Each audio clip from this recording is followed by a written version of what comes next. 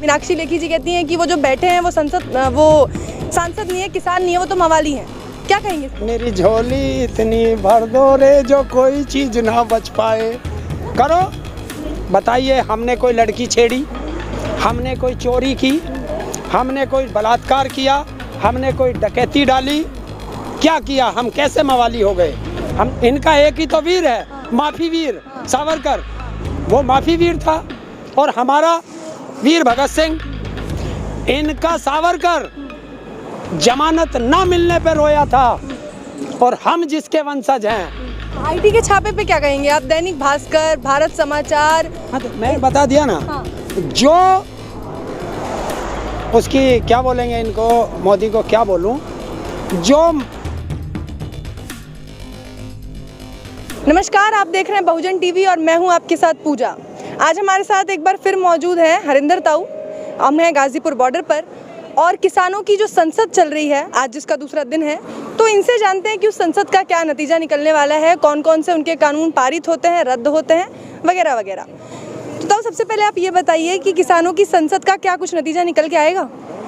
देखिए, ये एक संसद है, ये हम अपने हर इससे जो है वो मुद्दा, जैसे कहते हैं ना, किसानों को पता नहीं है कृषि कानून क्या है, ये उसकी बारीकियाँ, हर तरह की बारीकियाँ उसमें समझाई जाती हैं। जिस तरह पार्लियामेंट में पक्ष और विपक्ष अपने मुद्दे उठाते हैं, उसी मुद्दों की तरह ये बिल्कुल सेम है। ऐसे ही स्पीकर, डिप्टी स्पीकर, पक्ष विपक्ष होगा। और आज तो मेरे पास खबर आई है कि किसान संसद में कृषि मंत्री ने हार मान ली है और अपना इस्तीफा दे दिया है। हाँ। तो ये अभी तो किसानों की संसद है, आपको क्या लगता है असली में ऐसा होने वाला है और हमारे जो कृषि मंत्री हैं वो इस्तीफा दे सकते हैं अपना? नहीं, वो सत्ता से चिपके हुए हैं, वो लालची हैं, उनको सत्ता का लालच है, वो नहीं देंगे। लेकिन नैतिकता के आधार पर, क्योंकि वो कृषि मंत्री है और कृषि से जुड़े मुद्दों पर देश का किसान सड़कों पे पड़ा है, नैतिकता के आधार पर उसको इस्तीफा दे देना चाहिए। और उसकी नज़ीर मैं पेश कर देता हूं कि जिस तरह हमारे रेल मंत्री लाल बहादुर शास्त्री जी थे और एक रेल एक्सीडेंट हो गया था, उस रेल एक्सीडेंट में कुछ लोग की जान गई थी, तो उन्होंने तुरंत उसका निरीक्षण किया और वापस दिल्ली आते के साथ सबसे पहले अपना इस्तीफा प्रधानमंत्री को सौंप दिया। उनको बहुत मना किया गया कि एक्सीडेंट हो सकता है, बोला नहीं, ये विभाग मेरे अंडर में है और इन लोगों की जिम्मेवारी मेरी थी, तो मैं नैतिकता के आधार पर इस्तीफा देता हूँ। ये होते थे मंत्री। मीडिया कवरेज कल बहुत मिली, बहुत किसानों को बहुत दिनों के बाद अच्छी मीडिया कवरेज मिली। नेशनल मीडिया भी मौजूद थी किसानों की संसद को कवर करने के लिए। लेकिन हमने शाम को देखा जब जी न्यूज़ वाले वहाँ पहुँचे, अमन चोपड़ा जी और बाकी कुछ और चैनल के दिग्गज पत्रकार जब वहाँ पहुँचे, तो किसानों ने बड़ा अच्छा बर्ताव नहीं किया उनके साथ। देखिए, चैनल की बात यह है कि देश में मीडिया है कहाँ। मीडिया तो गुलाम हो गया, बंधुआ मजदूर हो गया। क्यों? कि देखिए, अंबानी किसका दोस्त? मोदी का। 22 चैनल अंबानी के, सुभाष चंद्रा जी न्यूज़ वाला, राज्यसभा सांसद किसका? बीजेपी का। 36 चैनल उसके, तो बचे कहाँ? और जो बचे उन पे आईटी के छापे।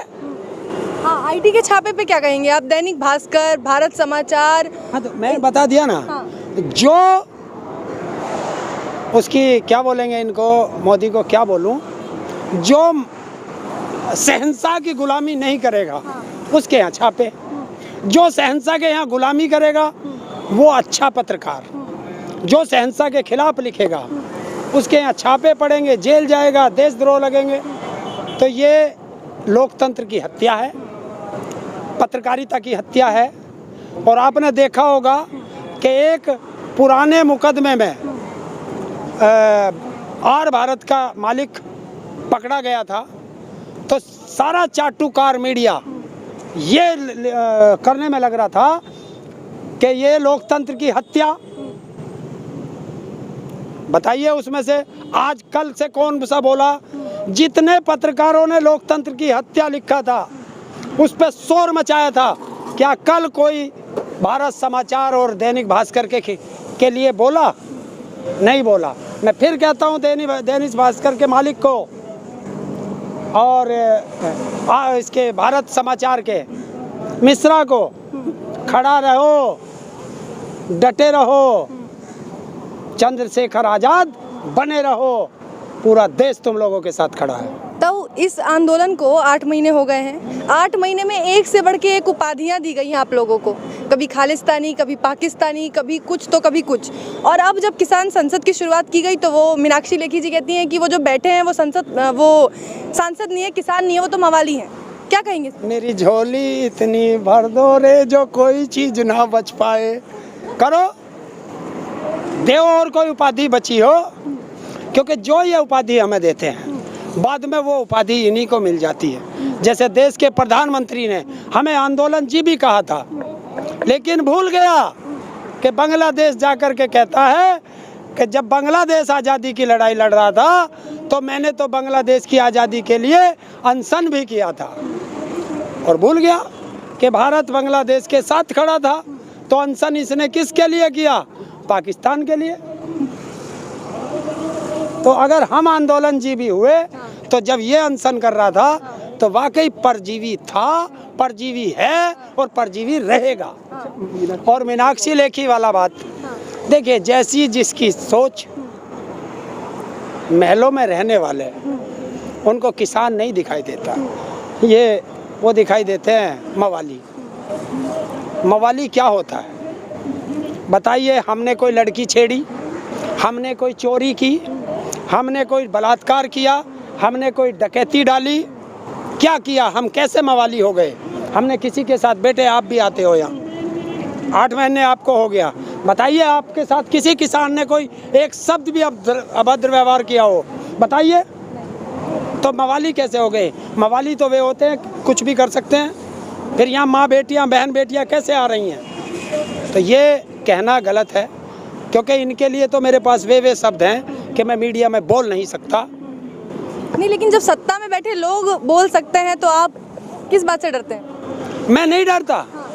फिर आप लोग ही कहोगे कि महिलाओं के लिए इतना गलत शब्द बोलते हैं, फिर आप लोग ही कहोगे कि महिलाओं के लिए किसान गलत शब्द बोलते हैं, क्योंकि इसको माताएं बहनें भी देखेंगी, वो उन पर क्या असर पड़ेगा? मतलब सरकार अगर अपनी भाषा पे संयम नहीं रख सकती तो किसान अपनी भाषा पे संयम रखना जानते हैं। बिल्कुल रखते हैं। और मैं बताता हूँ कि जैसा जिसका खानदान, फिर उसे थोड़ा सा वैसे खोल देता हूँ, जैसा जिसका खानदान, जैसा जिसका परिवार और जैसा जिसका आचरण, वो दूसरे को वैसा समझता है।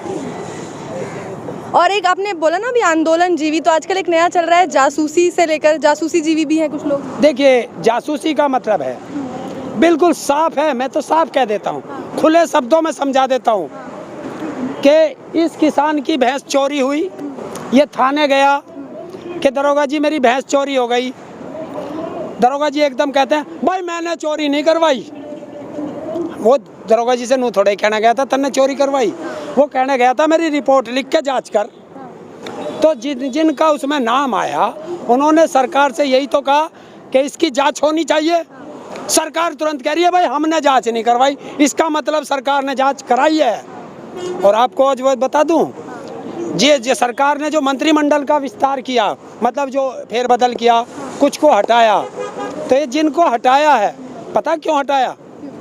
ये जांच हुई है, वो कौन सा सॉफ्टवेयर है उससे जांच हुई है, उसमें इनके चिट्ठे खुल गए। ये सारे मंत्री प्रधानमंत्री को गाली देते थे, अब वे गाली देते थे, वो जांच में आ गया तो उसने हटा दिया। अच्छा, एक किसानों की बड़ी गलत बात है कि पहले कहते थे कि हमें मीडिया कवरेज नहीं मिलती, हमें नेशनल मीडिया हमारे पास आती नहीं, हमारी बात नहीं सुनती, मोदी करती है। जब नेशनल मीडिया आप लोगों के पास आई, किसान संसद कवर करने आई, अमन चोपड़ा को अपने उल्टे पाँव भगा दिया। वो हमारी कहाँ कवर करने आया था? नमस्ते जी नीच मीडिया कभी ना आए किसानों के बीच, नमस्ते और भारत कभी ना आए। और क्या नाम है इसका, अंबानी, तो जब भी नमस्ते मता, अगर सच नहीं दिखा सकता, इतना चाटुकार है। अरे जो तुम शब्द किसानों के लिए कहते हो, जब अपने घर जाते हो अपने बच्चों से आंखें कैसे मिलाते होंगे, पहले देख लेना। पैसा सब चीज़ नहीं होता, पैसा जीबी रोड वाले भी कमाते हैं, भिंडी बाजार वाले भी कमाते हैं, सोच लेंगे वे लोग। पैसा ही माई बाप नहीं होता, जमीर भी होता है। मीनाक्षी लेखी से माफ़ी मांगने के लिए, दबाव बनाने के लिए जो युवा कांग्रेस के जो नेता हैं उन्होंने बड़ा भारी प्रदर्शन किया, आज उनके पुतले जलाए, बहुत कुछ किया। अगर वो माफ़ी मांग ले तो? बेटे एक चीज़ बताओ, मैं आपका अपमान यहाँ करूँ और फिर मैं माफ़ी मान लूँ तो क्या आपकी इज्जत वापस आ जाएगी? अगर मैंने आपको गाली दी है, क्या आपकी इज्जत वापस आ जाएगी? लेकिन माफ़ी मांगने के अलावा कोई दूसरा रास्ता तो है भी नहीं ना। क्या मांगेंगे? माफ़ी नहीं है, यहाँ माफ़ी के कोई शब्द ही नहीं है। अरे मीनाक्षी लेखी ने थोड़ा ही कहा है, देश के प्रधानमंत्री ने कहलवाया है। मंत्री किसने बनाया उसको? प्रधानमंत्री ने। तो उसकी हिम्मत है कि कोई वो एक शब्द भी बोल जाए? प्रधानमंत्री ने बुलवाया है। और अगर प्रधानमंत्री को इतनी वो है, हटाओ मंत्रिमंडल से बाहर करो, क्योंकि इनका तो DNA ही माफ़ी का है। क्यों? क्योंकि ये सावरकर के वंशज हैं। सावरकर इनका माफ़ी वीर था। लेकिन मोहन भागवत जी कहते हैं कि भारत के सभी भारतवासियों का DNA सेम है। कैसे हो जाएगा? नहीं है फिर DNA। बताइए, RSS का कौन सा आज़ादी की लड़ाई में रहा? इनका कौन सा वंशज आज़ादी की लड़ाई में मरा? इनका एक ही तो वीर है, माफ़ी वीर सावरकर। वो माफ़ी वीर था। और हमारा वीर भगत सिंह, इनका सावरकर जमानत ना मिलने पे रोया था। और हम जिसके वंशज हैं वो भगत सिंह, जो फांसी की सजा मिलने पर मुस्कुराया था। नहीं तो मोहन भागवत जी कहते हैं ना कि हमारा DNA और हमारा DNA एक हो जाएगा। मतलब किसानों का और जो RSS के लोग हैं उनका DNA एक नहीं है। RSS का DNA सबसे ज्यादा खराब है। क्यों? कि ये RSS वाले जब देश की आज़ादी की लड़ाई लड़ रहे थे हमारे पुरखे, तो ये RSS वाले उसके अंग्रेजों के गुलाम थे, अंग्रेजों के मुखबरी करते थे हमारे पुरखों की। तो ये तब भी गद्दार थे और ये आज भी जासूसी करा रहे हैं, ये आज भी गद्दार हैं। तो गद्दारों का DNA और देशभक्तियों का DNA, हम तब भी आज़ादी की, हमारे पुरखे आज़ादी की लड़ाई लड़ रहे थे, आज हम भी आज़ादी की दूसरी लड़ाई लड़ रहे हैं। और हमारे पुरखे 90 साल में जीत के गए थे। हम भी देखते हैं, वे गोरे अंग्रेजों से लड़े थे, हम काले अंग्रेजों से लड़ रहे हैं लड़ाई आज भी आज़ादी की। कृषि मंत्री अभी भी कह रहे हैं कि हम किसानों को बुला रहे हैं, उनसे बातचीत करने के लिए, उनसे वार्ता करने के लिए। किसान ही नहीं आते हमारे पास। कौन सी चिट्ठी भेजी, डेट बताई, जगह बताई, पास भेजे? तो घर बैठ के देखिए बेटे, हमारे यहाँ कोई मृत्यु भोज हो, चाहे शादी का हो, कोई फंक्शन हो, हम चिट्ठी भेजते हैं। चिट्ठी में तारीख लिखते हैं, समय लिखते हैं, जगह लिखते हैं, तभी तो आता है कोई हमारे घर पे। तो जब ये बात करने के लिए तैयार है तो चिट्ठी भेजे, पास भेज दे। नहीं, लेकिन बारात तो किसान लेके आए ना दिल्ली की सीमा पे। तो अब सीमा पे तो आ गई है। अब दिल्ली में कौन से मंडप में बारात जाएगी वो तो यही बताएंगे हैं। और उस मंडप में जाने का पास, क्योंकि मंडप वाला घुसने नहीं देगा। क्योंकि सिक्योरिटी तो इनकी जंतर मंतर पे भी देखी हमने देखी ना कि 200 किसान के लिए 40,000 पुलिस वाले लगाए हैं। और जब ये इतनी बड़ी बारात जाएगी तो इसके लिए क्या करेंगे? तो आपको क्या लगता है कि ये जो अभी यहाँ से निकल के, बॉर्डरों से निकल के जंतर मंतर तक का सफ़र तय किया है किसानों ने, इसका कितना परिणाम निकलेगा और क्या कुछ होगा? देखिए, जंतर मंतर का कोई परिणाम थोड़ा ही है।